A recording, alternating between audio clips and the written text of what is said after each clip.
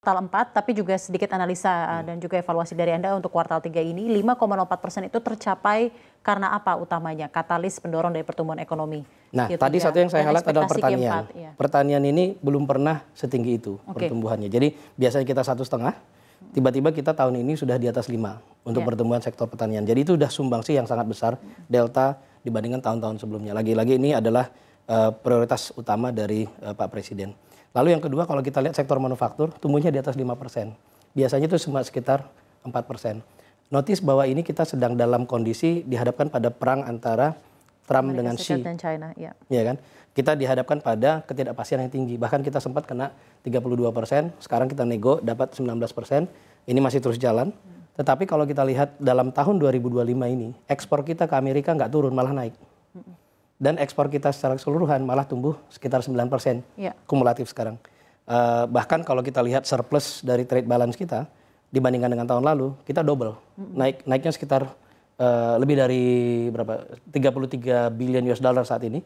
Itu tinggi sekali kenaikannya. Nah, jadi ini memang kalau dari sisi tadi kalau ditanya tentang manufaktur ini driver yang sangat kuat dan kita senang dengan resiliensi dari manufaktur kita. Tetapi tidak terlepas dari strategi kita dalam menavigasi negosiasi dengan Trump dan juga negara-negara lain. Kita juga baru saja menandatangani EU SEPA. Sehingga nanti mulai tahun depan kita harapkan ini juga menjadi peluang untuk kita bisa terus dorong ekspor manufaktur. Jadi optimis lah ya intinya gambarannya. Tentunya kuartal 4 tadi bahkan dari Pak Febrio sendiri di 5,5%. Bisa lebih tinggi. Dan bisa lebih tinggi ya. Kucuran-kucuran secara moneter dan fiskal selalu dikerahkan lah ya dalam hal ini. Nah sekarang mengenai mesin-mesin pertumbuhan PDB, ada konsumsi, investasi, government spending, net export ya, dan lain-lain. Analisa dari masing-masing komponen itu, dari Mas Febrio seperti apa? Saya mungkin akan langsung menukik ke government. Kenapa? Karena tahun government spending ya. Government spending, kita belanja negara itu sekitar 14% dari PDB. Tetapi yang masuk ke G itu sekitar 8 sampai 9% dari PDB. Karena beberapa dari belanja negara itu langsung masuk ke kantong masyarakat seperti transfer cash, seperti BLT itu langsung masuk ke sana. Nah, sebagian juga menjadi capex, menjadi investasi gitu. Nah, kontribusinya sekitar 14% total setahun. Nah, kalau kita lihat pola belanja pemerintah, ini seringkali memang numpuknya di belakang. Ini udah menjadi cerita lama. Jadi mulai tahun 2026 ini kita sudah wanti-wanti, bahkan dari sejak November kita sudah, ini ada lagi penyusunan DIPA, masing-masing KL itu lagi nyusun DIPA. Lalu nanti kita akan minta KL-KL terbesar terutama untuk memastikan bahwa banyak dari belanja mereka itu dilakukan di kuartal 1. Supaya uangnya sudah ada, maka langsung dibelanjakan saja, jangan ditunda-tunda lagi, supaya kemudian menjadi stimulan bagi pergerakan ekonomi dan juga menjadi katalis bagi aktivitas ekonomi yang lain. Nah, belanjanya ini biasanya karena dia melibatkan kalau belanja barang itu rutin, belanja pegawai itu rutin, belanja barang ini kita harapkan bisa lebih cepat, belanja modal ini seringkali harus tender. Nah, ini kita harapkan mereka lakukan tender di sebelum mulai 2026. Tentunya kalau kita lihat nanti 10 KL terbesar itu sudah sangat mayoritas. Kita harapkan ini akan menjadi driver bagi pertumbuhan ekonomi di Q1 2026. Di samping itu memang tadi selain fiskal, sektor keuangan, mesin pertumbuhan yang harus kita hidupkan terutama adalah iklim usaha harus membaik. Nah, ini memang menjadi PR bagi semua dari KL di kementerian, di kabinet. Kita ingin nanti sudah ada dipimpin oleh Pak Menko Ekon, Satgas P2SP, itu percepatan program prioritas pemerintah. Kita harapkan di sana ada satu task force khusus yang tentang debottlenecking, supaya sektor usaha, asosiasi itu bisa datang ke pemerintah menyampaikan apa saja keluhan dan hambatan bagi mereka untuk melakukan investasi dan produksi. Nah, ini yang kita harapkan nanti mulai kita lakukan dari saat ini. Dan harapannya nanti ini akan membangun momentum. Di Q1 juga kita harapkan bisa tumbuh cukup tinggi. Sehingga kelanjutan untuk mencapai pertumbuhan yang cukup tinggi di 2026 mungkin bisa, kalau di APBN kita 5,4%. Tapi kalau kita bisa lakukan navigasi cukup banyak tadi, harusnya bisa menuju ke 6% di tahun 2026. Harapannya seperti itu untuk 2026. Sekarang saya ingin fokus mengajak Anda berdiskusi mengenai sektor manufaktur. Tentunya relevansi dari sektor manufaktur tentunya begini Mas, karena industri padat karya ada dampaknya langsung terhadap peningkatan daya beli masyarakat gitu ya.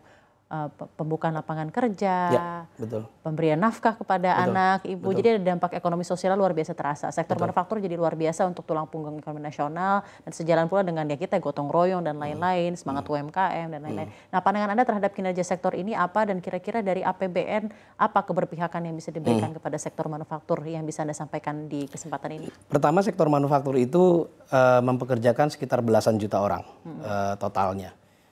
Dan ini sebenarnya ada dua kelompok besar. Satu yang value added-nya relatif sangat tinggi. Biasanya itu adalah pengolahan sumber daya alam, hilirisasi, smelter, nikel, tembaga dan sebagainya itu nilai tambahnya tinggi sekali dan gaji karyawannya tinggi sekali. Tetapi di sisi lain seperti Mbak Safrina tadi sebutkan, sektor yang mempekerjakan banyak orang, consumer goods, yang paling besar adalah makanan minuman. Dan ini adalah labor intensif.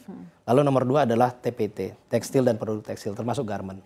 Lalu yang ketiga adalah alas kaki. Nah, kalau kita lihat berkaca dari kemarin negosiasi dengan US, tekstil dan alas kaki, ini adalah sektor yang tadinya akan terancam sangat kena dampak negatif dari Trump tarif. Tapi dengan kita nego, ini tidak akan terkena karena kita kenanya 19%, sementara pesaing kita 20% yang paling dekat seperti Vietnam. Nah, tetapi kemudian ini menjadi peluang untuk pabrik-pabrik baru yang memang karena demand-nya cukup tinggi dari negara maju, dari Amerika dan juga dari Eropa. Sehingga kalau kami lihat untuk tren, khususnya sepatu dan juga sebagian dari tekstil dan garment, itu demand untuk relokasi pabrik ke Indonesia itu cukup besar. Nah, inilah nanti peran terutama di bottlenecking ini jadi penting supaya ketika dia ingin berinvestasi supaya segera dia bisa bangun pabrik dan mempekerjakan lebih banyak orang. Tapi itu menurut Anda jadi satu isu tersendiri mengenai hal ini? Itu isu sendiri karena ini sangat penting dan kita mempekerjakan jutaan orang di sektor alas kaki dan tekstil. Makanya kita punya perhatian khusus untuk sektor TPT dan alas kaki ini. Kita pastikan satu produk yang kita hasilkan di Indonesia itu demand-nya adalah dari brand owner di global, Nike, Adidas. Artinya itu demand-nya untuk ekspor.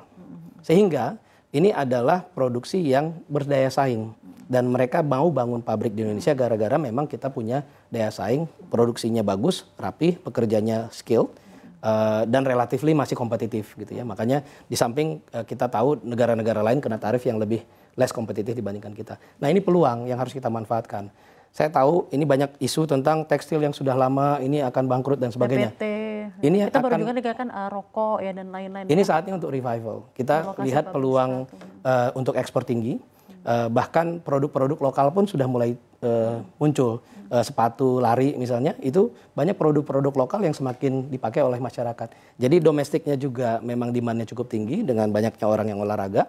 Tetapi kita juga lihat ekspor itu demand-nya sangat tinggi. Nah, inilah yang terus sudah terjadi dalam beberapa bulan kita walaupun dalam konteks negosiasi dengan US, tetapi ekspor kita tetap kuat untuk tekstil dan sepatu untuk Amerika dan nanti kita harapkan ini kita manfaatkan sebagai peluang ke depan.